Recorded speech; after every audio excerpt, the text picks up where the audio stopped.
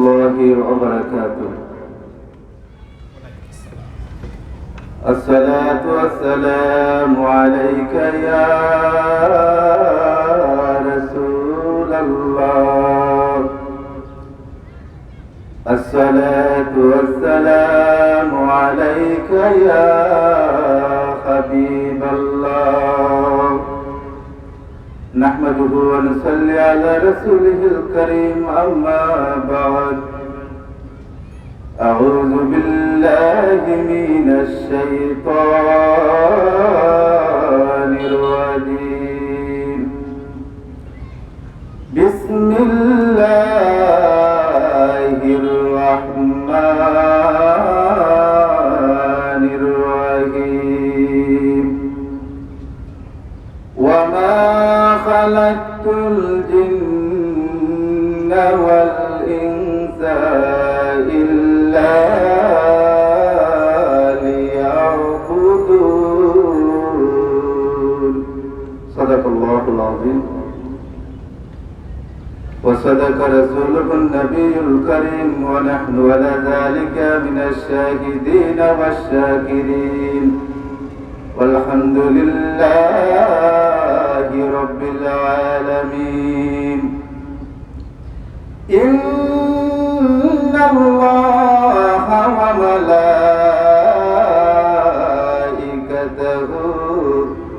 يصلون على النبي يا أيها الذين آمنوا صلوا عليه وسلموا تسليما. اللهم صل على سيدنا مولانا محمد وعلى آل سيدنا মাওলানা। নবীজির মায়া ছেড়ে মানুষ কোথায় আছো বুঝি না, তোমাদের মায়া আজো কান্দে নবীজি শুয়ে সোনার মদিনায়। আল্লাহুম্মা সাল্লি আলা সাইয়্যিদিনা মাওলানা মুহাম্মদ ওয়া আলা سيدنا مولانا محمد. পাহাড়েরি গুহায় নবীজি অগসজদায় পরে কান্দিত,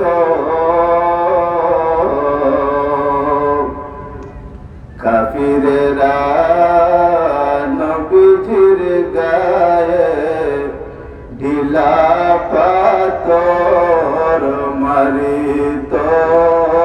আল্লাহুম্মা সাল্লি আলা সাইয়্যিদিনা মাওলানা মুহাম্মদ ওয়া আলা سيدنا مولانا محمد. تو জিকির করে লা ইলাহা লা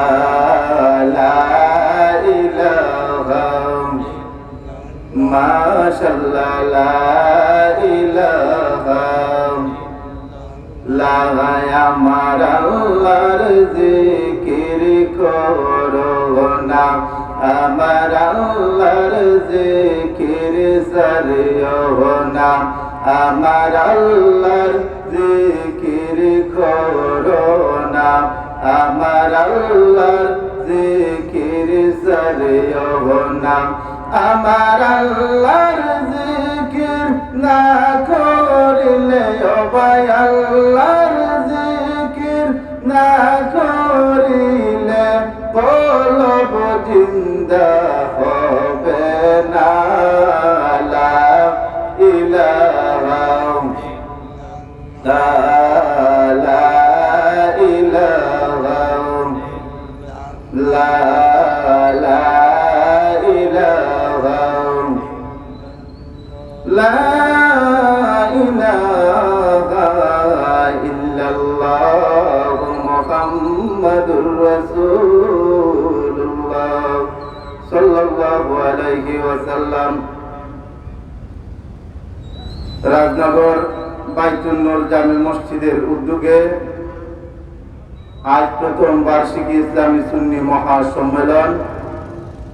উক্ত সুন্নি মহাসম্মেলনে উপস্থিত আছেন সম্মানিত সভাপতি সাহেব এবং আরো উপস্থিত হবেন দূর দূরান্ত থেকে আগত বুজুর্গ আলিম উলামা, প্রধান অতিথি, বিশেষ অতিথি, আরো বিশেষ মেহমান উপস্থিত হবেন। আমরা সবার জন্য দোয়া করি, আল্লাহ যেন তাদেরকে যথাসময়ে সুস্থ অবস্থায় উপস্থিত হওয়ার তৌফিক দান করেন। যেহেতু টাইম শর্ট হওয়ার কারণে আমি লম্বা করতে চাচ্ছি না। সম্মানিত উপস্থিতি, আমরা এই যে মাহফিলে আসলাম, এটা একটা জান্নাতি বাগান। এই বাগানের মধ্যে সবাই চাইলেও আসতে পারে না, কারণ আল্লাহর হুকুম হয় না। এই বাগানের মধ্যে আমরা যে সুস্থ অবস্থায় এসে বসার তৌফিক আল্লাহ রাব্বুল আলামিন আপনাকে আমাকে দান করেছেন, এতে আমরা উচ্চ আওয়াজে আল্লাহর শুকরিয়া আদায় করি, বলি আলহামদুলিল্লাহ। সম্মানিত উপস্থিতি, আপনারা জানেন এই যে মাসটা গেল, এই মাসটা হচ্ছে রজব মাস। রজব বাদেই শাবান, শাবান বাদেই রমজান। তা আমাদের কাছে রমজান মাসও আসতেছে।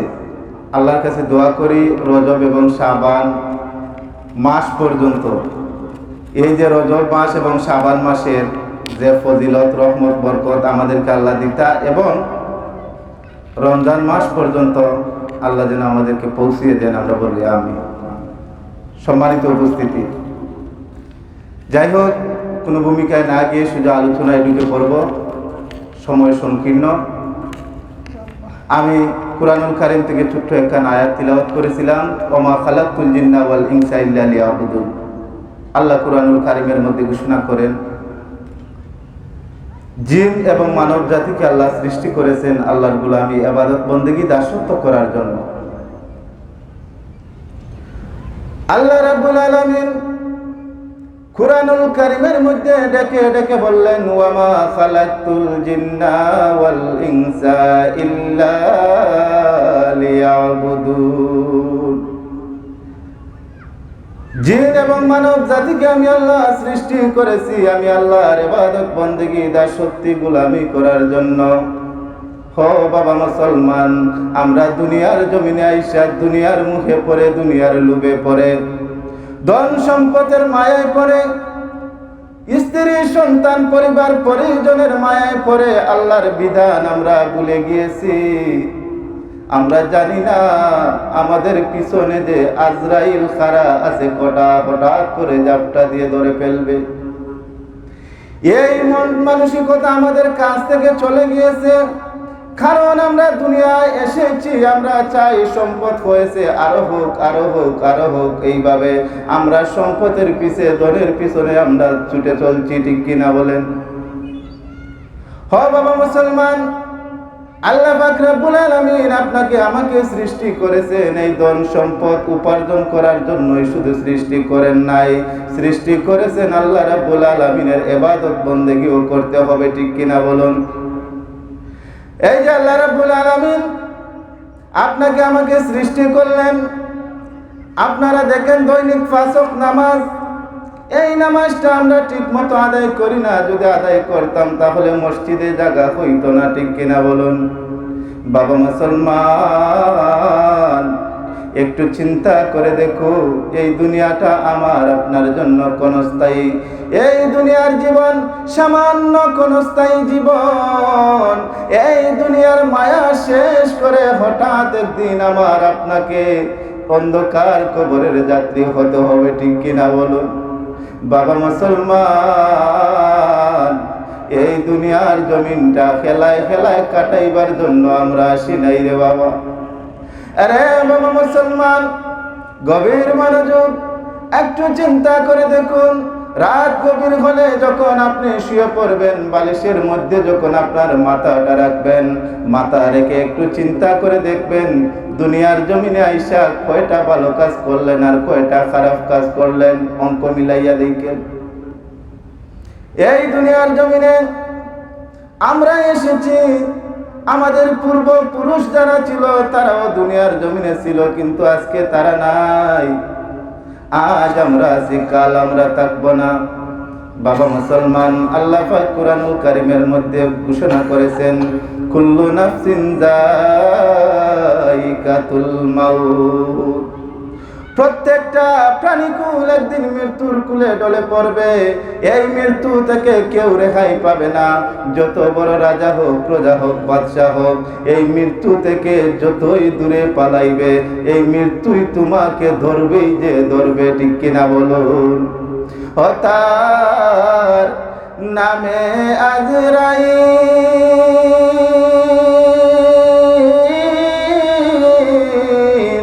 সময় মতো হাজির হবে, করবে না গরমিল।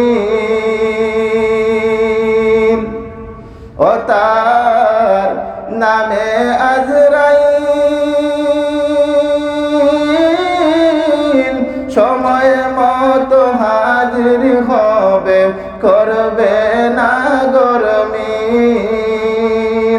ধনী তাকো গরিব তাকো, ধনী তাকো গরিব তাকো, আজরাইল ছাড়বে না।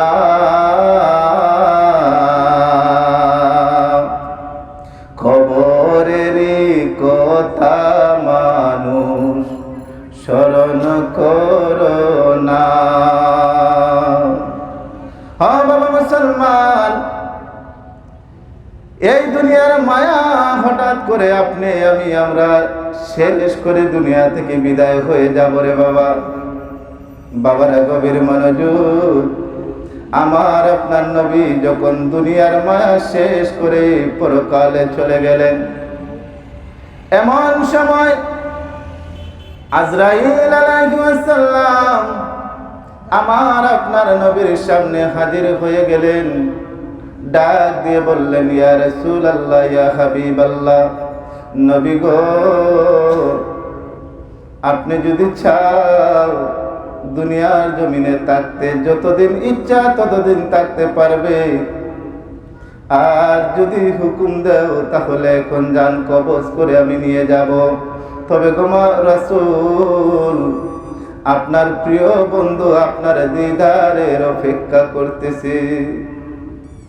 হ্যাঁ বাবা মুসলমান, চিন্তা করে দেখুন, মৃত্যুর যে একটা যন্ত্রণা, এই যন্ত্রণা থেকে আমরা কেউ রেহাই পাবো না রে বাবা মুসলমান।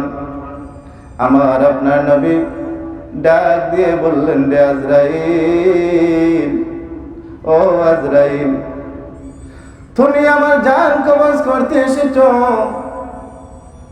ও হুজুর, আপনি যদি অনুমতি দেন তাহলে আপনার জান আমি কবজ করতে চাই। আমার আপনার নবী অনুমতি দিলেন, আজরাইল দাও দাও, জান কবজ করে যাও। আমার আপনার নবীর হুকুম পেয়ে অনুমতি পেয়ে হযরত আজরাইল আলাইহিস সালাম আমার আপনার নবীর সিনার উপরে হাত রাখলেন।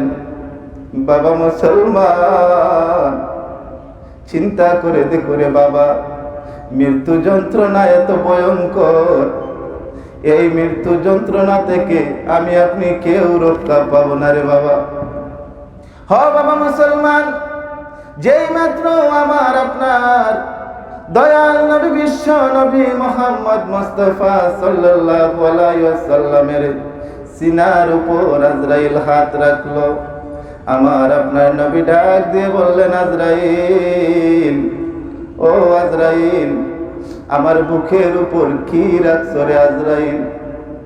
আজরাইল ডাক দিয়া বললেন, ইয়া রাসূলুল্লাহ, ইয়া হাবিবাল্লাহ, হুজুর বেয়াদবি মাফ করবেন, আমাকে ক্ষমা করবেন গো হুজুর, আপনার সিনার উপর আমার হাত রেখেছি। আজরাইল রে, ও আজরাইল, আমার মনে হয় আমার বুকের উপর উহুদ পাহাড়টা তুমি চাপাইয়া রাখছো রে আজরাইল।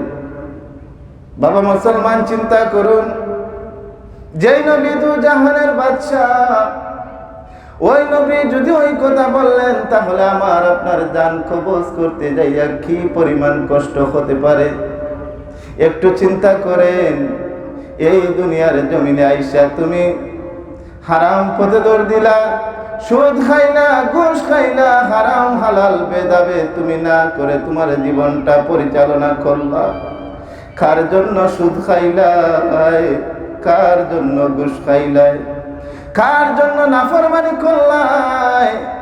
যেদিন অন্ধকার কবরের যাত্রী হয়ে যাবে রে বাবা, সেই দিন তোমার হিসাবটা তোমাকেই দিতে হবে। বাবা মুসলমান, একটু চিন্তা করে দেখুন, আমার আপনার নবী আজরাইলকে এই কথা বললেন, আরে আজরাইল, মৃত্যু যন্ত্রণা যদি এমন কঠিন হয়, না জানি আমার গুনাহগার উম্মতের জান কবজ করতে কত কষ্ট হয় রে আজরাইল। আরে আজরাইল, আজরাইল রে, এক কাজ করলে আজরাইল, আজ থেকে কিয়ামত পর্যন্ত যত উম্মতের জান কবজ করবে রে আজরাইল, আমার সমস্ত গুনাহগার উম্মতের জান কবজ করার যেই পরিমাণ কষ্ট আছে, সমস্ত কষ্ট আমি নবীর বুকের উপর চাপাইয়া দে রে আজরাইল, তবু আমার গুনাহগার উম্মতরে তুই কষ্ট দিস না। আরে বাবা মুসলমান, বিদায় কালেও আমার আপনার নবী আপনাকে ভুলে নাই, আমাকে ভুলে নাই রে বাবা। আর আজ আমরা দুনিয়ার জমিনে আইসা দুনিয়ার ধন সম্পত্তির মায়ায় পইরা আমরা রাসূলের আদর্শ থেকে, নবীজির সুন্নত তরিকা থেকে আমরা অনেক দূরে সরে আছি, ঠিক কিনা বলুন? আরে বাবা মুসলমান, আজরাইল আলাইহিস সালাম ডাক দিয়ে বললেন, ইয়া রাসূলুল্লাহ, ইয়া হাবিবাল্লাহ, নবী গো, ও আল্লাহর রাসূল, আপনি শুনে রাখো, আপনার যারা নেককার উম্মত থাকবে, তাদের জান কবজ আমি ওইভাবে করব, তারা ঠারও পাইবে না, টেরও পাইবে না কিভাবে তাদের জান কবজ করা হবে। একটা মায়ের কুলে ছোট্ট শিশু যেইভাবে মায়ের দুধ পান করতে করতে হঠাৎ ঘুমিয়ে পড়ে, ঠিক ওই রকম একটা নেককার বান্দার জান কবজ করব। আরে বাবা মুসলমান, তাহলে বোঝা গেল, আমরা যদি ভালো আমল করি, আমলে সালেহ করি, নেক আমল করি, এই দুনিয়াটা হচ্ছে দুনিয়া ও মাজরাতুল আখিরা, এই দুনিয়াটা হচ্ছে আখিরাতের বাজার। এখান থেকে যদি আমরা ভালো আমল করে যাই, ভালো কিছু সংগ্রহ করে নিতে পারি, তার প্রতিদান, তার বিনিময় আমরা কাল কবরে গিয়ে, হাসরে গিয়ে তার প্রতিদান পাবো, ঠিক কিনা বলুন? বাবা মুসলমান, একটু চিন্তা করুন, একটা নেককার বান্দার মৃত্যু যদি এইভাবে হয়, তাহলে আমরা নেককার হতে চাই কি চাই না বলুন? আমরা চাই নেককার হইতাম, আমরা ভালো আমল করতাম, দৈনিক 5 ওয়াক্ত নামাজ আমরা ঠিক মতো জামাতের সহিত মসজিদে গিয়ে আদায় করতাম, ঠিক কিনা বলুন? আমরা নামাজ পড়তাম, এটা আমাদের দায়মি ফরজ। এই নামাজ যদি আমরা না আদায় করি, এর জবাব আমরা হাসরের মাঠে দিতে হবে। ও বাবা মুসলমান, এরপরে একটা গুনাহগার বান্দা, যেই বান্দা দুনিয়ার জমিনে নাফরমানি করলো, গুনাহ করলো, খারাপ কাজে লিপ্ত থাকলো, অন্যের হক নষ্ট করলো, অন্যের জমিনের আইল কেটে কেটে তার জমিনের দিকে ঢুকিয়ে নিল, এইরকম মানুষ দুনিয়ার জমিনে আছে কিনা বলুন? যারা সুদ খায়, ঘুষ খায়, সুদের সাথে লেনদেন করে, বাবা ওই যে সুদখোর দুনিয়ার জমিনে সব চাইতে নিকৃষ্ট ব্যক্তি হইল ওই ব্যক্তি, দুনিয়ার জমিনে সুদ হারাম হওয়ার পরেও যে আবার জেনে শুনে আবার সুদ খাইল, ওই মানুষটাই দুনিয়ার মধ্যে সব চাইতে নিকৃষ্ট। সব চাইতে নিকৃষ্ট দুনিয়ার জমিনে যারা সুদ হারাম হওয়ার পরেও আবার যে সুদ খাইল, সে দুনিয়ার মাঝে সব চাইতে নিকৃষ্ট মানুষ। আর আমরা তো দুনিয়ার জমিনে থাকে অনেক বড় মাফে দেখি, আমাদের এলাকায় সুদখোরের কোনো মাহফিল হলে তার দাওয়াত আগেই থাকে, কোনো পার্টি হলে তাদের দাওয়াত আগে। হায় হায়, টাকা দুনিয়ার জমিনে এমন পাগল করে রেখেছে, টাকা হলেই সব হয়, টাকা নাই যার কোনো কিছু নাই তার। তোমাকে আল্লাহ ধন দিয়েছে, সম্পদ দিয়েছে, তাই বলে যে তুমি হারাম কাজ করবা, তাই বলে যে তুমি সুদ খাইবা, এটা তো নবীর আদর্শ নয়, নবীর ইসলাম নয়। হ্যাঁ বাবা মুসলমান, একটু চিন্তা করে দেখো রে, এই দুনিয়া থেকে আমরা হঠাৎ করে অন্ধকার কবরে চলে যাব। কবরে যাওয়ার আগে আমরা সবাই চেষ্টা করি রে, ভালো কিছু আমল করে যেন যাই। এই দুনিয়ার জমিনে আমার আপনার মা ছিলেন, বাবা ছিলেন, দাদা ছিলেন, নানা ছিলেন, তারা আজ দুনিয়ার জমিনে নাই। বাবা মুসলমান, হঠাৎ একদিন এই দুনিয়ার জায়গায় থাকবে, ধন সম্পদের জায়গায় থাকবে, সব কিছু দুনিয়ার জমিনে থেকে যাবে, কিন্তু মাইকে এলান হয়ে যাবে অমুক দুনিয়ায় নাই, অমুক দুনিয়ায় নাই, এলান হয়ে যাবে। বাবা মুসলমান, একটু চিন্তা করে দেখো, কবরে যাওয়ার আগে যেন আমরা কবরের সামনা জোগাড় করতে পারি। এরপরে আজরাইল আলাইহিস সালাম ডাক দিয়ে বললেন, ও হুজুর গো, আপনার নেককার উম্মতের জান কবজ এইভাবে করব, আর যেই বান্দাটা গুনার কাজে লিপ্ত থাকবে, হারাম পথে যে বান্দাটা থাকবে, ওই বান্দার জানটা এমন ভাবে কবজ করব, তোমার নাফরমান উম্মতের জান কবজ ওইভাবে করব। একটা জীবিত পশু আছে না, জীবিত পশুকে চামড়া সিলাইয়া উফতা টাইনা বাহির করলে যেই পরিমাণ কষ্ট হয়, সেই পরিমাণ কষ্ট একটা গুনাহগার বান্দার জান কবজ করতে যাইয়া হবে। বাবা মুসলমান, আজ কেন দুনিয়ার ধন সম্পদের পিছনে দৌড়াইলা রে বাবা? বাবা রে, এই দুনিয়া থেকে আমার আপনার বাবা আমার আপনারকে লালন পালন করতে যাইয়া কত কষ্ট করেছে। আপনার আমার বাবা আজ দুনিয়ায় নাই, অন্ধকার কবরে শায়িত। ওই যে মাহফিলের পাশে দেখতে পেলাম একটা কবরস্থান, ওই কবরস্থানের মধ্যে তারা শুয়ে আছে। অন্ধকার কবর, যে কবরের মধ্যে সাপ বিচ্ছু বসবাস করে, বাতি নাই, আলো বাতাস কোনো কিছুই নাই, মা নাই, বাবা নাই, আত্মীয় স্বজন কেউ নাই খবরে, আরামের বিছানা নাই। যে আরামের বিছানা পেয়ে আমরা ফজরের নামাজ পড়তে যাই না, আরামে শুয়ে থাকি। অন্ধকার কবরে যাইবা, সেখানে যাওয়ার আগে আমরা যেন ভালো আমল করে ওই আমলের দ্বারা ভালো বিছানা, ভালো কবর যেন আমরা সংগ্রহ করতে পারি। একটু জিকির করি লা ইলাহা লা ইলাহা, ডাকি যে তুমারে গো আল্লাহ, ডাকি যে তুমারে ও আল্লাহ, আমরা গুনাহগারে,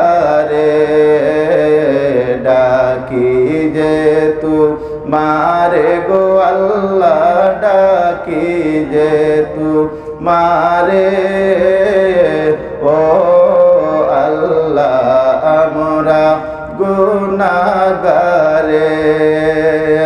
তোমার দয়ায় হব যে পার, তোমার দয়ায় হব যে পার, কঠিন হাসরে গো আল্লাহ, কঠিন হাসরে ও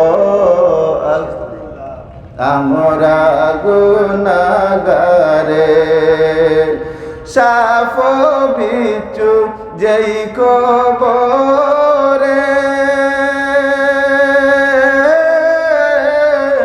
গুনাহগারকে দংশন করে ও, ঠিক কিনা? হ্যাঁ বাবা মুসলমান, ওই খবরের মধ্যে যারা গুনাহগার, গুনাহ করতে করতে যারা জীবনটাকে বরবাদ করে ফেলেছে, ওই গুনাহগারকে খবরের মধ্যে সাপ বিচ্ছু দংশন করতে থাকবে। বাবারে, একটু চিন্তা করে দেখেন, দুনিয়ার জমিনে আমরা এসেছি, দুনিয়া থেকে যেন ভালো আমল করে আমরা যাইতে পারি, এই চিন্তা মাথায় রেখে যেন আমাদের জীবনটারে পরিচালনা করি, তাহলে দুনিয়া ও আখিরাতে আপনার আমার জন্য উভয় কালে আমাদের ভালো হবে। যাই হোক, আমি সামান্য একজন ছোট্ট মানুষ, অসুস্থ, আপনাদের সামনে দুই একটি কথা বলছি, বলার মতো বলতে পারি নাই, যা ভুল ত্রুটি হয়েছে আল্লাহ ক্ষমা কর্তা। আর তার ভিতরে যেন আমরা আমল করি, আমল করার চেষ্টা করি। বাবা, দুনিয়াটা আমার আপনার জন্য এটা শিক্ষণীয় হল, পরীক্ষার হল, আর দুনিয়া ও মাজরাতুল আখিরা, এখান থেকে যেন আমরা আখিরাতের সামানটা সংগ্রহ করি, এই আশা রেখে আমি আমার কথা এখানেই সমাপ্ত ঘোষণা করব। আর আজকে তো প্রধান অতিথি আবু আইয়ুব আনসারী সাহেব, ওনার আলোচনা অত্যন্ত গুরুত্বপূর্ণ আলোচনা শুনবেন। বিশেষ অতিথি হযরত মাওলানা মুফতি SKM বদরুদ্দিন আল আমিন সাহেব, ইমাম ও খতিব, রসুলগঞ্জ কেন্দ্রীয় জামে মসজিদ, তিনি আমার মামা। ইনশাআল্লাহ আপনাদের সামনে আসবা, উপস্থিত হইবেন। ওনার আলোচনা অত্যন্ত সুন্দর। আপনারা সবাই, এই তো একদিন দুনিয়ার সব যায় ঝামেলা সামান্য সময়ের জন্য স্থগিত রেখে আমরা সবাই যেন সন্ধ্যা হওয়ার সাথে সাথেই মাহফিলে এসে উপস্থিত হই। ওয়া আখিরি দাওয়ানা আলহামদুলিল্লাহি রাব্বিল আলামিন। আসসালামু আলাইকুম ওয়া রাহমাতুল্লাহি ওয়া বারাকাতুহু। তাজুদ মিয়া 1000 টাকা ওমান প্রবাসী। মাশাআল্লাহ।